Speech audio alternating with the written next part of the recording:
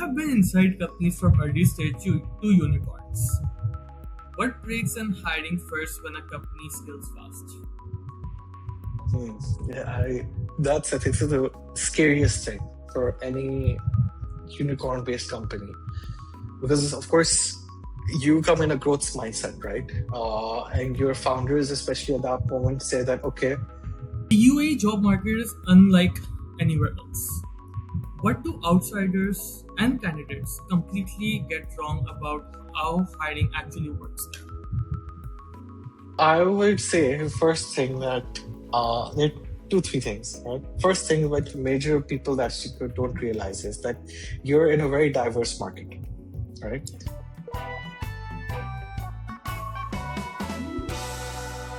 Hello, everyone. Once again, welcome back to another podcast of the Hiring Room by JobsterX. So, today with me is a very good colleague I got to know in my earlier conversations we were having on LinkedIn, Anoosh.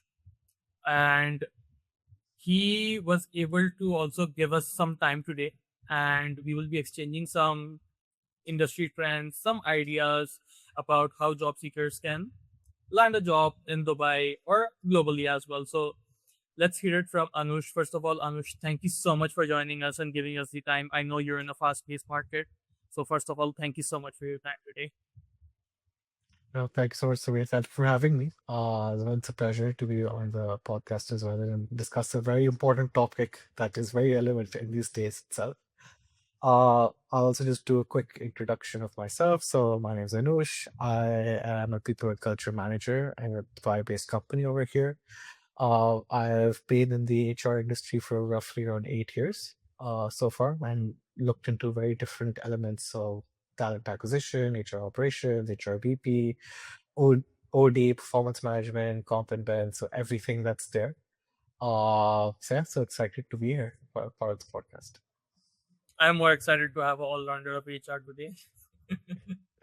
Perfect. So, I would like to ask you this, and this question was really, really interesting for me as well, from a photographer, then a recruiter, then you automated your team as well. How did it happen? Okay, so you started right from the start, huh? So yeah, so photography was actually very interesting. Was I was very creative throughout my university career and everything. Actually, all the way from my O levels and A levels, I was always doing photography. So everyone naturally thought that I would have been ended up in marketing, right? That's what the journey, and photography video leads you to be. But when I came into being and when I was exploring more and more things, so HR kind of resonated more. Like when I was doing the university courses, talking to people, just getting to know them. And I think the psychology part was much more there because even while I was photographer, I was, working with different clients. And when I was working with the different clients, you understood that, of course, I have a way of delivering things. And I said that, okay, I'm creating something great. This is the best picture I've taken. And the client would be like, no, it's not the best picture you've taken, right? I wanted this or something, right? Yeah. And that got me thinking that, so many people have so many different aspects, right? And especially uh, every person is different, every background is different. So maybe we need to be in an environment that really looks into those people, how they think, how they resonate, and maybe how you can get people interacting with stuff, right? That kind of drove me towards the HR side because it had so much psychology related to it. Um, so that's when I went to University of London. I did the whole HR business management side of things.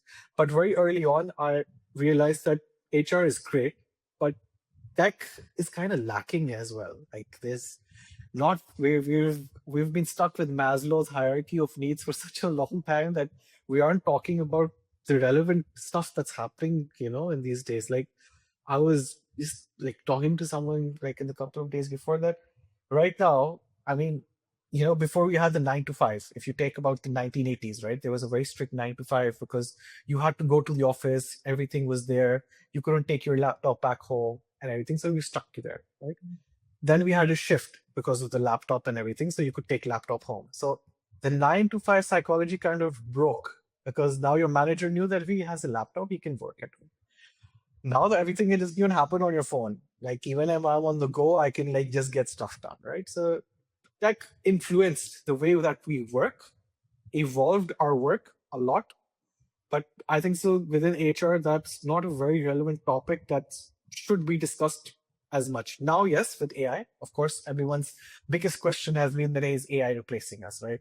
And the question goes to HR people that are you replacing us with HR, right? It's like AI, are you replacing us, right? Are you creating bots for that?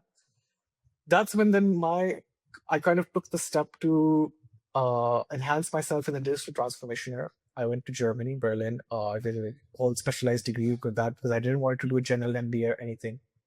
Uh, and that specific was, and it happened exactly when AI was coming. ChatGPT was introduced at that time.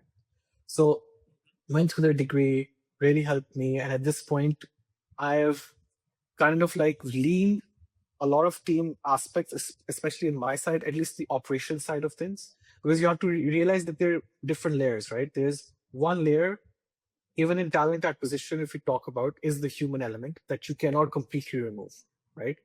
You might see right now there are AI recruiters and there's Instagram videos that you can see that people are talking to AI things and it's horrible experience and stuff like that. ATSs are right now using AI. Job seekers are using AI to apply, but that human element you still can't pick it out, right? So you have to create a balance. So some dynamics you can change. So ops side of things, like very basic monotonous tasks, Claude is really great at doing it. You just need to get to the nitty gritty of things, and you can do it. And so yeah, that's how the journey from a photographer to the HR person, and now automating everything. And usually, like we're having a lot of conversation inside. I always say that look, I think so the best person that is going to come out strong in this whole automating and AI thing is going to be a lazy person. Reason being because he's going to be so lazy that he doesn't want to do this. So he's going to find the best possible solution to get you this task done because he doesn't want to do it and might automate it. Same thing. And that's kind of the philosophy of I will soon come to a point that I know this takes so much time of me. Can I just try to, free up this time so I can maybe have a cup of coffee and like let anything happen at the back? So maybe work-life balance coming back into the picture as well. Yeah, yeah. That's an interesting journey. I really like it. Like you were always running behind your passion and your interest. So really amazing journey. And I like it that you're still working towards it and you still have that intention to create an impact in the market. Amazing journey. Loved it. So with that said, I know you said that you came in frustration and you got more frustrated. What was actually broken that no one wanted to say it out loud?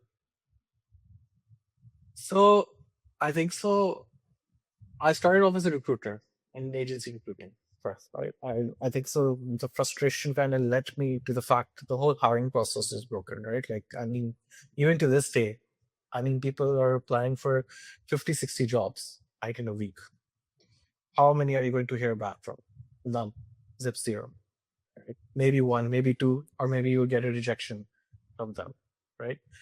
In very rare cases that you have perfect your CV, ATS keywords, everything to pass through those things so that your recruiter sees your application and then finally calls you, right? And I'm talking about this like 7, 8 years ago, right? And I think so ATSs weren't even that advanced, at least with what AI is at this point.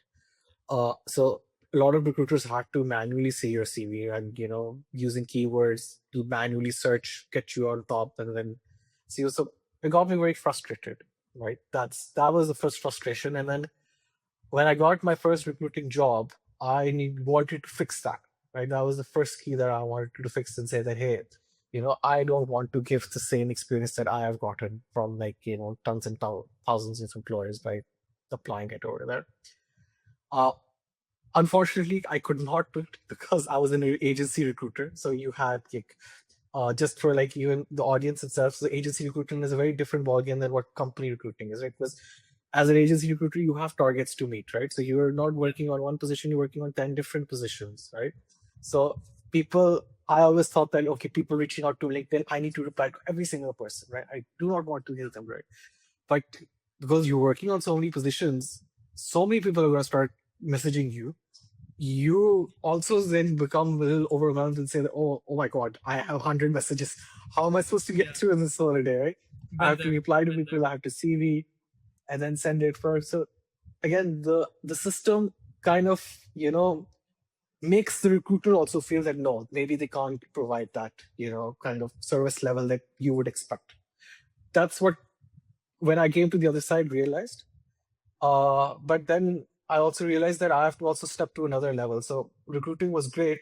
I enjoyed it. But my manager at my that time also said that, Anusha, you have too many ideas.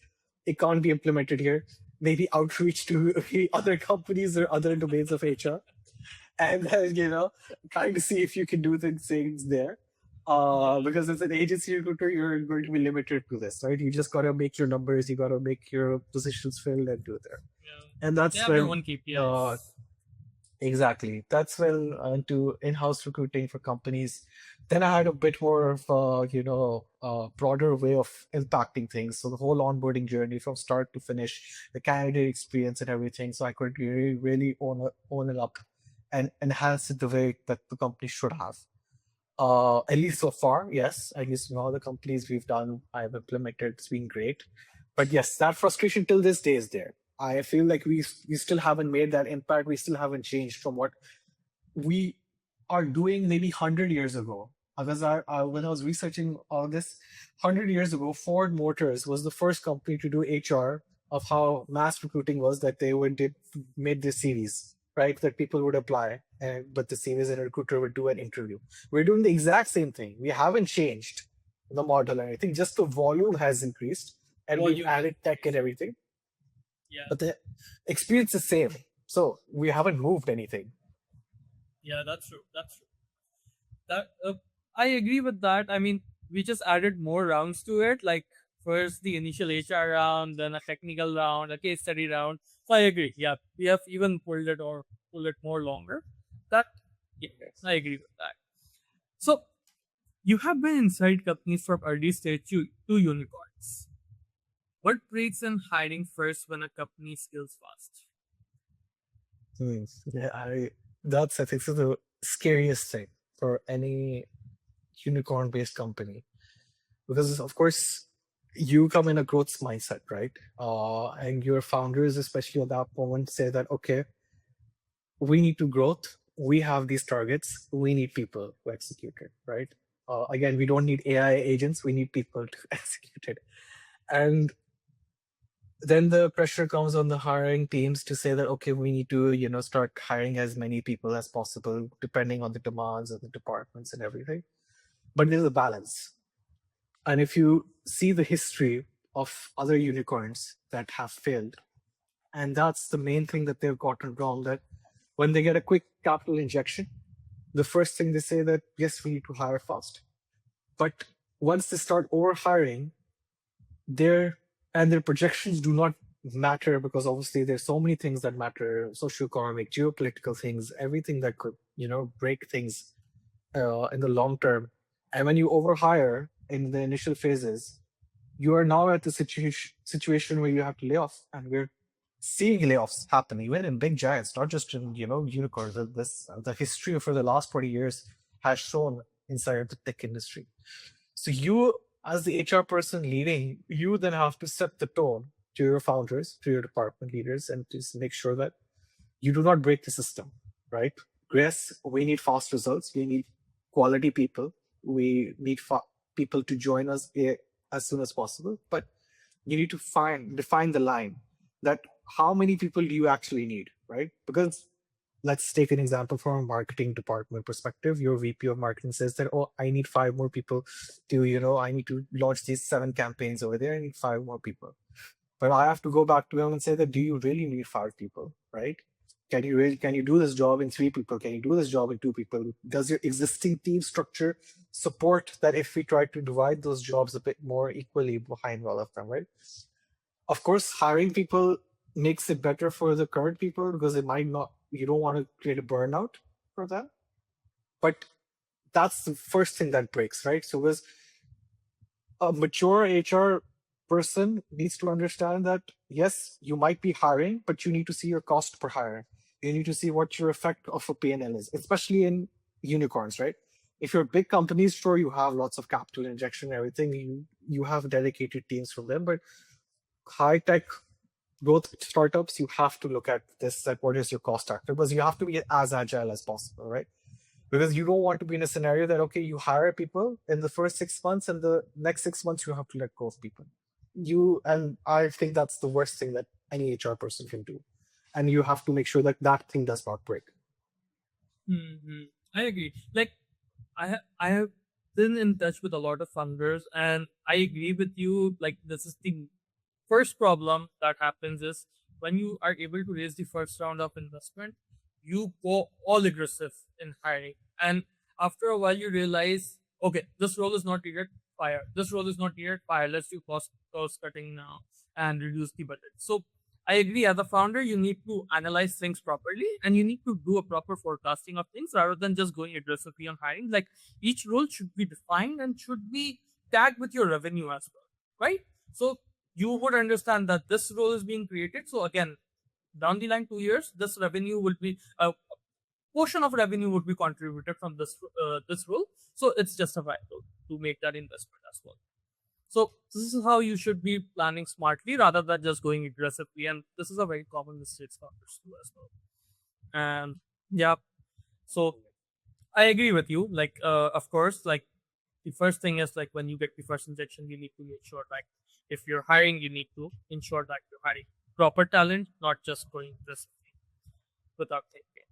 So we also run a survey on the side as well, where we ask job seekers to drop us questions to ask our guests.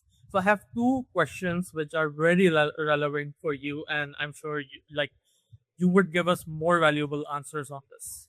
So the first question over here is: the UAE job market is unlike anywhere else. What do outsiders and candidates completely get wrong about how hiring actually works? Yeah, okay. Um, so I would say first thing that there are two, three things. Right? First thing, what major people actually don't realize is that you're in a very diverse market. All right. You are not just competing if you are basically in your home country, India, Pakistan, Bangladesh, Sri Lanka, right? So you are competing with your own talent, your own people. There's majority of there. When you come in Dubai, you're competing with those same nationalities, but you're competing Western people as well. Okay, Philippines, Australian, Yeah. Americans, British. So their mindset and things what they bring to the table are different than what you would, right?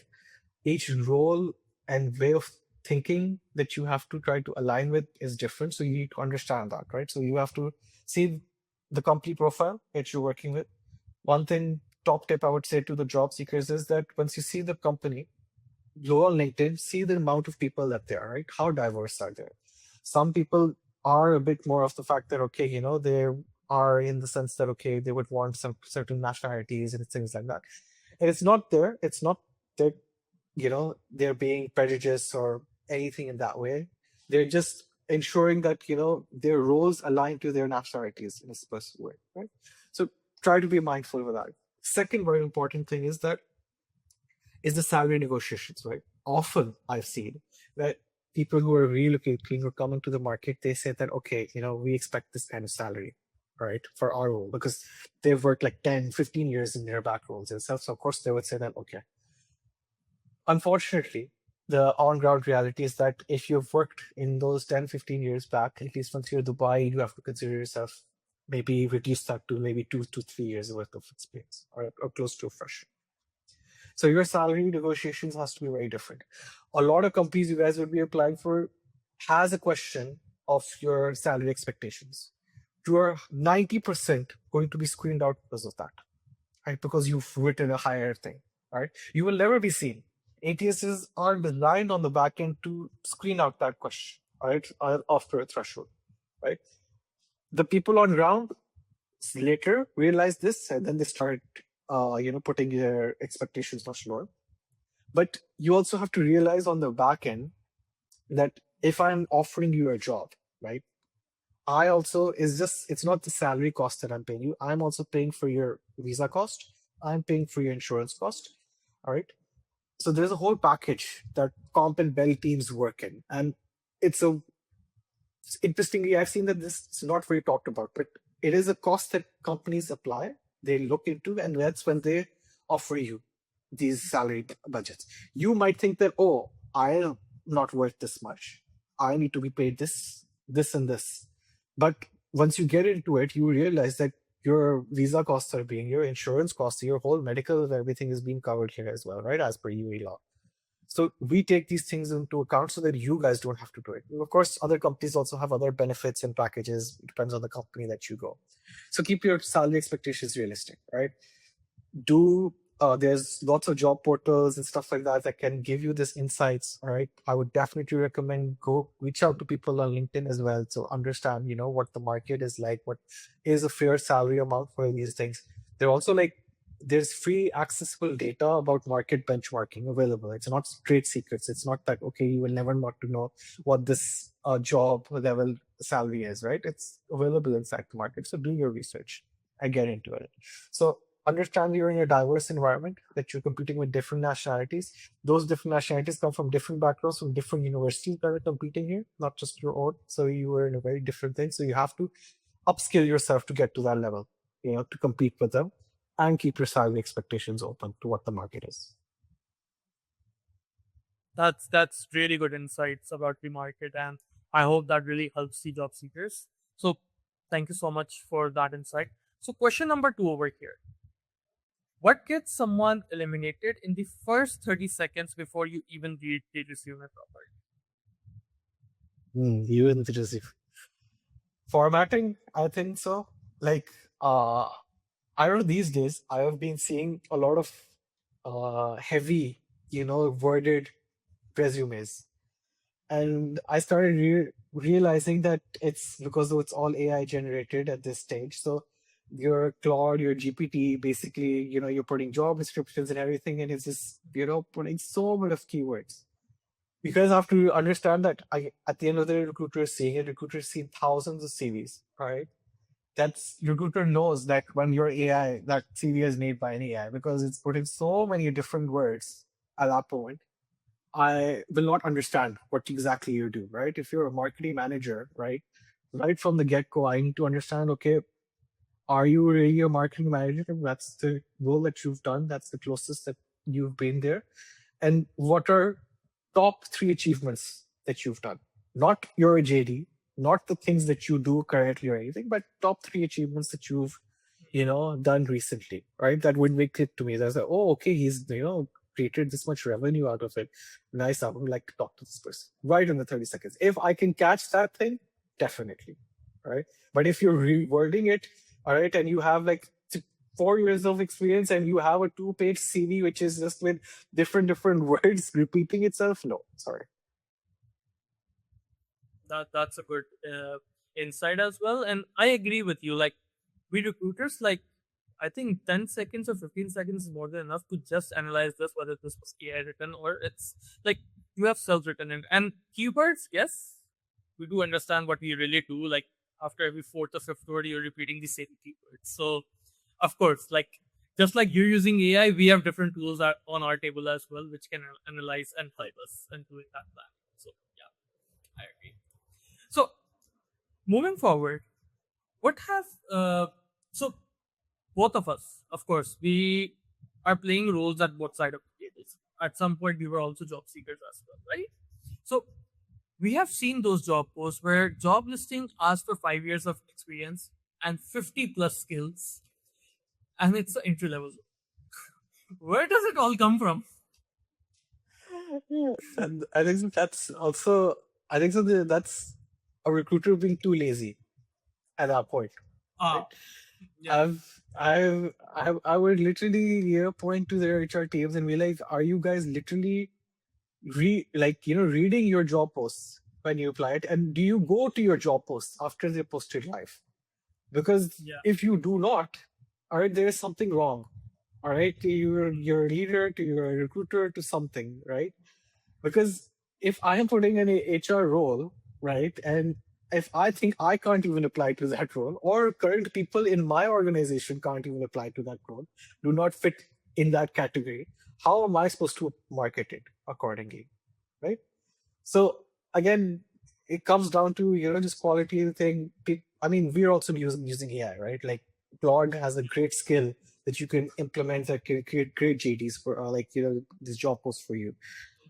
But you have to verify it, right? You can't just blindly just be like, okay, you click post and then class, it's there, right? You It's need there. to see Yeah. that you're validating that the experience that you really need itself, because that same post that you're putting there is going to start, and if you're using an AI ATS, is going to read that post, the JD that you've done, and screen candidates and show you based on that.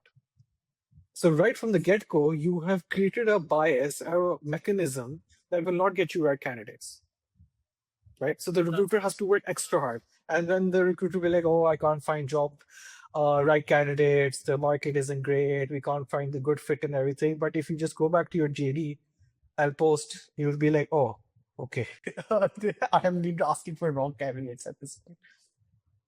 that's true. That I mean, I agree with that, and it's also a fault at our end as well. Like, when I'm saying our end, like we recruiters, like not reading and just going with the flow. Of course, these errors does happen, and we have seen AI doing these type of mistakes. So you cannot totally rely on AI. Like you still have to monitor it. I mean, that's why cloud did not automated the whole process till the end user. It always like it gives you that stopper that okay, from this point onwards you need to work manually. So it does not allow you to automate everything.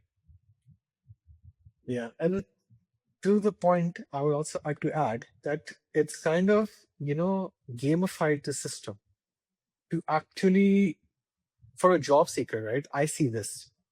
I'm going to Claude, I'm going to paste it, right? This is my JD, and my Claude is going to make the exact same CV that matches this, right? It, but what it will do, it will manipulate my experience to match it, all right, just to get through.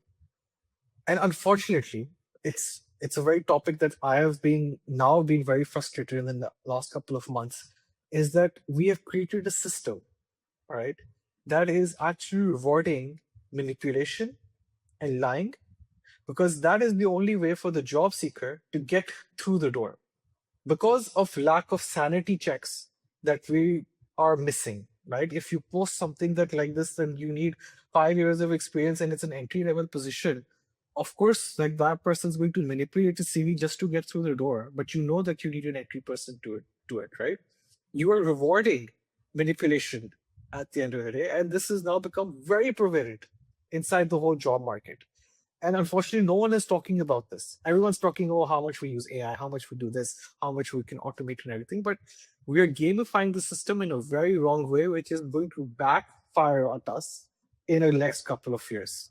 Because if we let this unchecked, it is going, because then you're just going to have AI bots that are going to apply for you just for it, and you're never going to find the right fit. Because as a recruiter, my job is going to see that you're best on paper, that can you really do the job, and can you fit into my culture, and can you grow with me, right? Those are three aspects that I need to make sure as a recruiter that once you're joining me. If you're already gaming the system and manipulating from the start, then what trust and credibility do I have for you throughout the system, that would you be a right fit for me? That's true. That's true. I mean, that really adds value as well. Uh, Earlier we were talking about AI and resume, of course. So I want to ask you this: a candidate using AI to write resumes now, can you tell does it help them or does it hurt them? It helps them if they use it responsibly, right? Again, don't just paste every specific thing and ask Claude blindly that, hey, tailor and make my CV as much as closest to this. I put every single detail that I need to match and get through the door. It, I mean, look, the AI agents, at least with GPT and Claude, are smart enough to understand your context, right? They have memory. They know if you've been talking with it for like 2 to 3 months, they understand what kind of work and things you do, right? So it can make a CV related to you.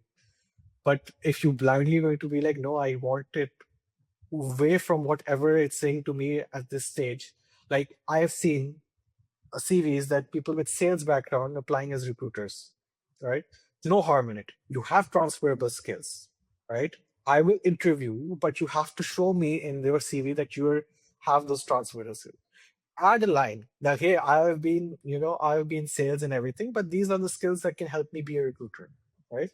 But they will not ask Claude, or they will not ask, them to add these lines. They will manipulate their experience just to be like, no, I have been a recruiter, I've done all of these things and stuff like that. That is hurtful, all right? Because when I'm going to go to that interview and I'm going to realize that no, this person is actually not a recruiter, it's actually a salesperson. Sure, might be a good fit, but again, I don't realize what's wrong here at this stage, and I might have wasted much of my time over there. So maybe try to avoid wasting recruiters' time from manipulating the CV that much, because we will pick it out, we will understand it, because we do see that CV before going to that interview, and we might pick out things, and we are specifically will pick out those things that, okay, explain this line, what have you done here, go in detail, and with your details we will understand that if you legit done it or not, right? So yes, use AI, helps you format it, makes your grammar, makes your spelling good, makes your format really well. It will make sure that you're things that should be importantly there, but do not get to a point that you're just as AI has this model, hallucinating things into it. That's true. That's true. So I do agree with that. And again, it's the same point that we are repeating again. Like, you need to be careful with AI, right? AI can also work in your favor as well, but again, it will also end up as a disadvantage as well. So do your R&D thoroughly and ensure that you are using AI in your favor, not against you. So, Anush, there's an interesting topic. Go ahead. Go ahead. Yeah. I was just going to add that also, because I know one CV you make, you apply to 50 jobs. Yeah. Please don't do that. Please tailor your CV, read the JD, tailor it. AI can help you. Just you can give the JD to that person, and it can create you different versions. Perfectly fine. Great. Good use of AI. I will respect you, because right now you're upskilling yourself with AI. But don't mass upload your CVs to all of these jobs. I get that. Yeah, I get that. Of course. So, Anush, this is an interesting question, and me being a recruiter, like, even if someone asks me this, I'm like, good one. So, ghost hiring, like posting roles that are actually not existing in the market. What's the logic behind it? What do you think? What do I think? Interesting question, actually. So I've been targeted with a ghost role, right? When I came to Dubai, and I realized it very later on why it was. It was from a recruitment agency, and they were looking for an HR manager. So I applied. I did get a call and everything, and they interviewed and everything, but after that, nothing so far. A couple of years later, I realized that these guys, at least for the recruitment agency type, I realized that they were creating pipelines for HR people that they could target, because they want to sell their recruitment services, right? Their target audience is me at the end of the day. Then after talking and getting to know a bit more of the industry, that at least my theory, right? I don't know exactly what people do, but my theory is that people create these pipelines, and then basically, because you're sharing very sensitive data, just FYI, you're sharing your email, you're sharing your contact details, right? And at least in Dubai, I've seen that my number and my email is so widespread that I have no idea how are they contacting me, right? To a point where I've tried to, limit my privacy on LinkedIn and everything, because I thought maybe people are getting, but then I realized that maybe these ghost roles that people apply to, they sell off your data, right, to people, because data is king, right? You are getting 1,000 people, people applying for you. You have the email addresses, you have the numbers. How easy it is for you to sell it off and think. Sure, they might have terms and conditions, but as a job seeker, have you ever read those terms and conditions? No. Maybe in those terms and conditions is that they have the right to sell your data somewhere else itself, right? So it's my theory. Yeah. I don't know if they want to do scams or whatever. Yeah. Of course. Yeah. It's just a theory. Like, again, you're speaking from your experience and you're guessing it. Of course. I do agree that. And for me, like, even if when I see these positions out there, especially with humongous salaries mentioned on it, like it's so good to be true. And I have seen those posts as well, especially on LinkedIn. And when you apply on these roles, you never hear back. So my theory on this, data collection, that would be one thing. The other thing, which honestly, which I believe and which is on my top of the list, is just to market your LinkedIn profile more better, to have good followers, like, because then you see your connection requests boosting, like you get hundreds and thousands of connection requests in one day. So Hmm. I mean, I have seen those, and when I closely monitored those profiles, they jump from hundreds to 10,000s, 1 million followers, like boom. So again, we don't actually know the whole reality behind it, what's happening behind the curtains, but still, I just hope that, I mean, over here, I would just tell job seekers to just be careful for these roles. Never apply on Hotmails, Gmails, Yahoo, email addresses mentioned on the emails, because you always need to send your sensitive information out there to a verified domain of yours. So please keep that in mind. And once you're applying as well, please just visit the recruiter's profile. Please, I mean, just go through his overall experience so that it will give you a sense that even if you're sending out your resume to them or your profile to them, you like it's safe hands. Yeah, that's definitely that's an interesting thing. Maybe I should try that as well to increase my followers. Yeah, I've like we have seen that. Like honestly, like even from me, like I've seen that, especially in Dubai, a fast market, like where people are actively looking for opportunities, right? So it's easy to fall into that trap. So I mean, since we were already doing this podcast and we were dropping so much insights, I was like, let's drop this one as well. Yeah, that's interesting. I will actually now keep a mind at it as well. Because I see when recruiters like posting like, oh, this director role is this much salary, please email me and everything. I know that you'll never get a response from email. But then people are, commenting, interested, this and that. And Yeah, that yeah, post they has now are. Yeah. reached 2,000 comments, those many likes. And then you're like, oh my God, what are you doing in life? You're 100%. posting The important whole things and job you're getting what description, 20. yeah. Yeah, and you're Exactly, getting 20, exactly. 30 That is how likes. the algorithm is working nowadays. Like, okay, comment interested and I'll share you the job. Dude, just add the job description there, and people, if they will find it interesting, they'll apply. So, again, it's the trend changing, the algorithm also changing. So, it's also for us recruiters as well. Like, even if we have a general role, like people writing interested, it's hard for me to reply to 1,000 people. So I mean, I experienced this. I was just treating like 2 months ago. I wanted to create a WhatsApp group for HR professionals only for this podcast and other things. That post got 2,000, literally 2,000 comments. And at the end, you know what I did, because it was hard for me from my day to day. This was just a side thing which I wanted to execute. I just added the WhatsApp channel link to in the comments as well and in the post as well. That please, here's the link. Just go and directly like join the channel.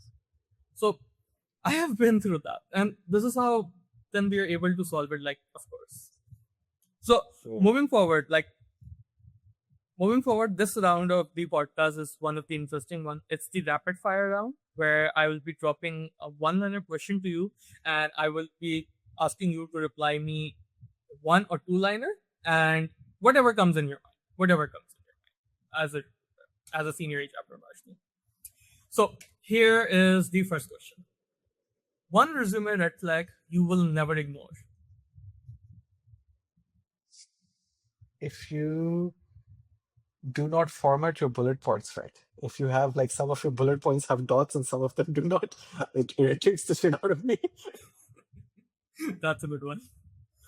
One thing HR does that makes zero sense, but everyone accepts it anyways. It's zero sense. I mean, in my mind, everything should make sense, but for them, uh, it's okay. I'll give you a very interesting type. So at least in my domain, HR and admin comes both hand in hand. So making sure that your coffee machine is stacked up. All right, the coffee should be available at every single morning, right? It doesn't make sense. Why should I make sure that the coffee is? Yeah. But you need to make sure, because if the minute that the coffee is not there, they're going to come to HR guys. There's no coffee inside. I need my coffee. So yeah, it was a big thing inside the office. I see. I see. Best interview question you have ever asked or been asked? Uh, what I've been asking these days is that, what's your dream? Right? What's your I don't ask. I don't ask what are you gonna do in 5 years. I'm not gonna ask what you're gonna do in 10 years. I'm just going to ask, what's your dream? This is actually from a question from a book that I read like last year. It's the book's name is What's Your Dream, and it got me thinking as well that, hey, because and that person who wrote the book also has a YouTube channel, and the kind of answers that you get is very interesting, right? Because I know the people would come in prepared, and they would say like, okay, I know that 5 years I want to be a director, I want to be this and that and stuff like that. And I was like, yeah, these are basic questions. Come on, let's throw them off here. And then they say, what's your dream? And I'm like, what? What do you mean, what's my dream? And they say, my dream, and I had the interesting answer there, and my dream is to get this job. And I literally told him that if your dream is to get this job only, I'm sorry, no. All right. Yeah. You need to have a bit more of an ambition, right, inside your life to do it. And then they're like, no, no, no, no. This is, my ambition is not this to, of course, to get this done. And then, of course, back and forth. But yeah, that's my mind. And I've gotten very nice, interesting answers for this so far. That's amazing. Like, speaking from my experience, I learned this part the hard way. Like, when I used to start, initial your career stage, when you started to do interviews, like at that time, you were also nervous as well. So when I used to go to interviews having 5, 6 questions, again, noted down, like I need to ask this, I always used to like the candidate, and I was always used to tell the line manager or the hiring manager, oh, this candidate is recommended. Then after the second round, I used to get a very, very like strong feedback. How did you shortlist this person? He did not have any technical knowledge. He was not fit for the role and all. I learned this the hard way, that you cannot go in an interview with scripted questions, because like, especially questions like, okay, the first question is tell us about yourself. The second question is like, why do you want to have this role? The third question is, would you be able to commute? The fourth question is, okay, we have the salary bracket. And although we know that the salary bracket that we are offering and the candidate has a current salary, I mean, it's a fit. So when you go with these basic questions, the candidate is already prepared for this question. So you need to give them, like, corner them a bit so that they come out of their comfort zone and then they process. So I really like this question, like, what's your dream? I'll try this in my next interviews and I'll give you a feedback. Definitely. Yeah, definitely. For sure. For sure. So next question. Most underrated skills in the UAE job market right now? Underrated skills.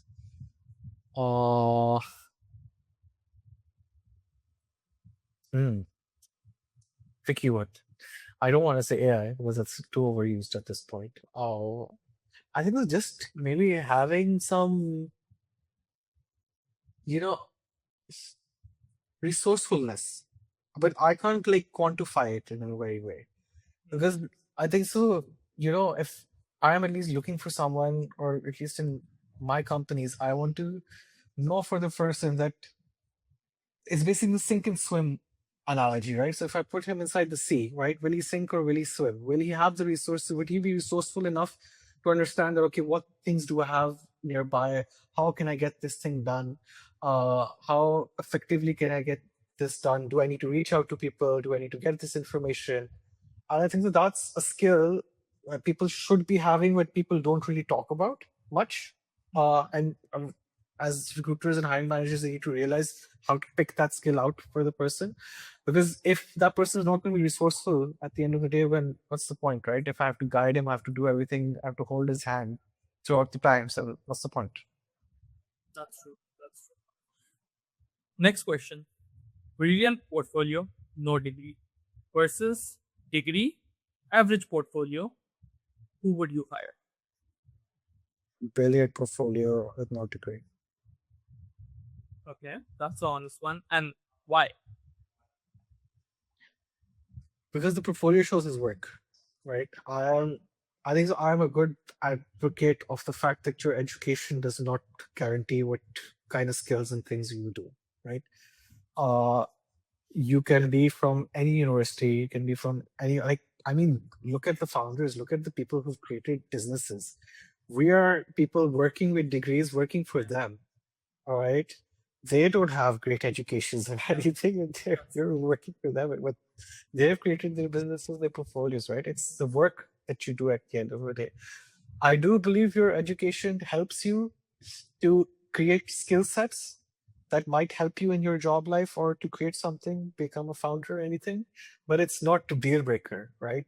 I mean, if I think that you're from Harvard and a person who's, created something great from 0 to 100, I would choose the 0 to 100 person than the Harvard person, because the Harvard person might maybe give me theory knowledge of how to get to there, but the actual guy has executed. So he knows the ins and outs of everything. Yeah, there's also the difference between bookish knowledge and the real experience that you have. So of course, there's a big difference between that. Biggest lie told in a job interview by candidate or by companies. I can't do it. Biggest lie. Uh, I don't think so. I have been lied to in any interview itself, because at the Really? CV point, I kind of realized that the person is lying, in person is not, Okay. cannot hold this job, right? At that point, I kind of screened out the fact that these guys are lying on their CV, so I don't maybe take them on board. But uh, I think recently, maybe I would have said that maybe someone lied about their current company that they were working with, and I kind of picked it out because of the LinkedIn. They said they were not working in this company, but it turned out they were working in this company when I checked their LinkedIn. But the benefit of the doubt is they never updated the LinkedIn. But Yeah. I then reached out to that person's company's HR. I said that no, that person is still working with us. So then I kind of flagged it that, guys, no, it doesn't feel right. I don't know why she's lying that she's not working at this company anymore and she wants to prove it or whatever. But yeah, I was facing the same experience in Corona time when people were doing remote jobs. They were doing, and I have got a candidate doing 3 jobs, including working with my current employer, like my at that time employer as well, and doing 2 more remote jobs on the side as well. So yes, I have experiences. So the last question for today's podcast: one sentence for someone job hunting in Dubai right now. What is it? patience. Have patience once you're coming on ground. Have resilience and patience. It's a frustrating market, I will agree. It is not easy. You need to really set yourself apart from very different avenues. Uh, I would say definitely shoot your shot. Message people on LinkedIn. If you're messaging 50 people, but do have the expectation that they might not reply to you. Uh, but one and those 50 might reply to you, might consider your application as well. But then do have your patience. Do not get frustrated enough for it, and just take it step by step, right? There are a lot of forums, there are a lot of things. As you created this great ecosystem of job ads being placed, job seekers being, utilize them as much as you guys can, and take that and build it, right? Again, Rome wasn't built in a one day, and you will not get your job in one day, in the Of wow course. at least as well. So take resources, message people. If people want to message me as well, happy to do it. Samir, also, you do such a great platform as well. You're getting great insights as well. Take it, adapt to the market as well. So don't just stick to it. No, my approach is the way to go about it, right? So yeah, that's the advice I would give to anyone. Perfect. Wonderful. Thank you so much, Anush. Thank you so much for dropping so much insightful feedback, so much insightful answers. And honestly, in this podcast, even I was learning a lot from you, especially the insight from the UAE market as well. So thank you so much for that. Thank you for your time today, especially taking it out in a fast market like Dubai. So thank you so much. And I'm sure the audience would love this podcast as well. So anything you would like to add? Absolutely. No, thank you again, Samir, for having me again. I hope helps someone out who's looking, reading, or listening to this, and you're informed. So, thank you so much again.